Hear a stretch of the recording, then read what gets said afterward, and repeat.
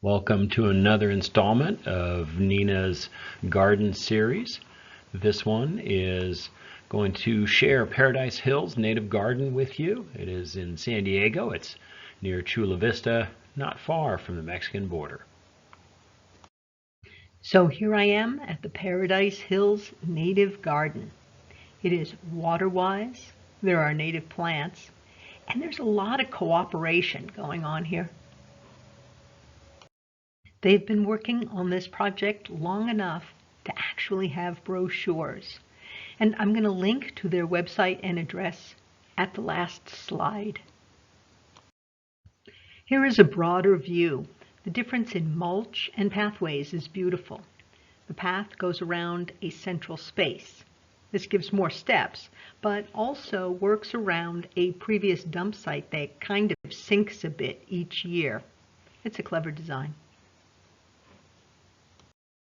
My friend Kim is a member of the Paradise Gardeners Garden Club, who has worked on this project for years.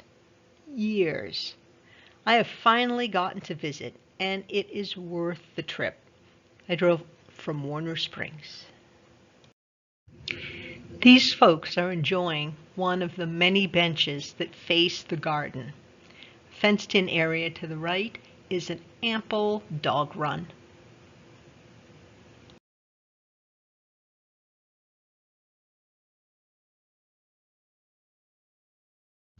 There are many informational plaques. I imagine doing the walk a number of times and seeing or reading something each day, like a gradual education mixed with observation. It's important to know the ones who came before us. They made sustainable food from many things we currently think of as nothing. Learning about native plants is one of my favorite things. There's a few cool things to notice here. There is great rock placement. This is subtle and difficult to do well, to make something look natural and random. And it's one thing to put up a bunch of plaques, and it's another thing to really encourage the plants to grow. And the plants here look healthy and happy.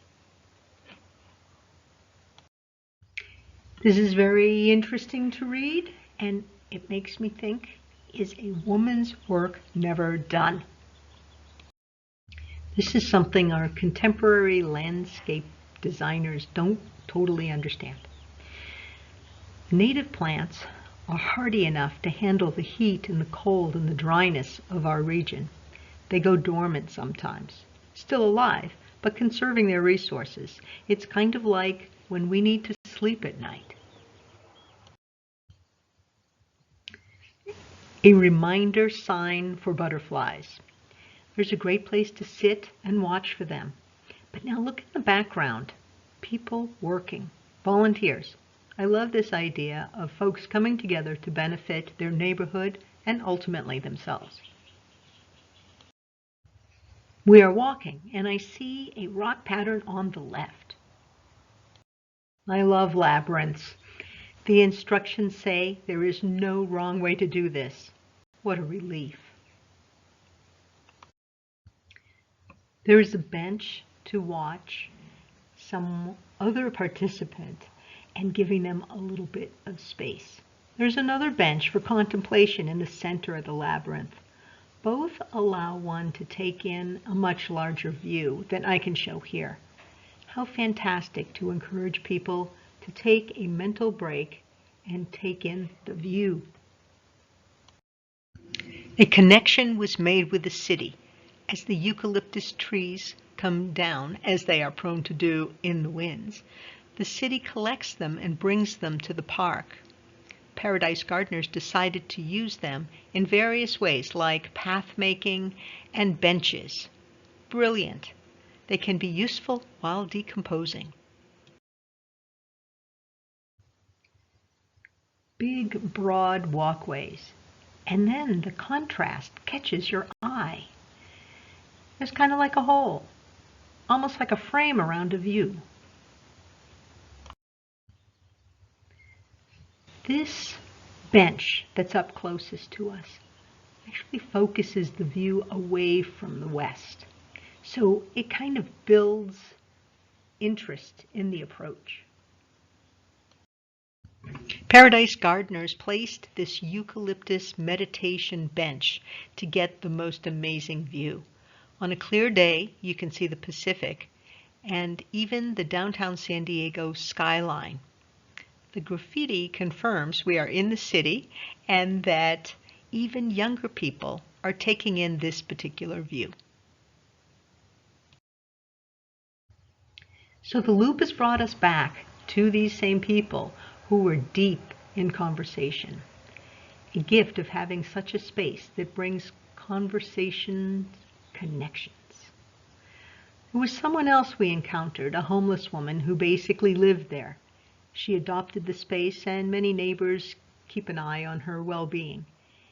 It is difficult to witness mental illness and this situation isn't the best, but the park has absorbed her in the kindest way we have available. We avert our gaze, two ships passing in the night. Here is Kim by an unauthorized mural that just appeared. I love that an artist did this guerrilla act of a hawk. I love that it was embraced. I applaud Kim, an amazing librarian, and the Paradise Gardeners for working through all the troubles to make something so wonderful for the neighborhood.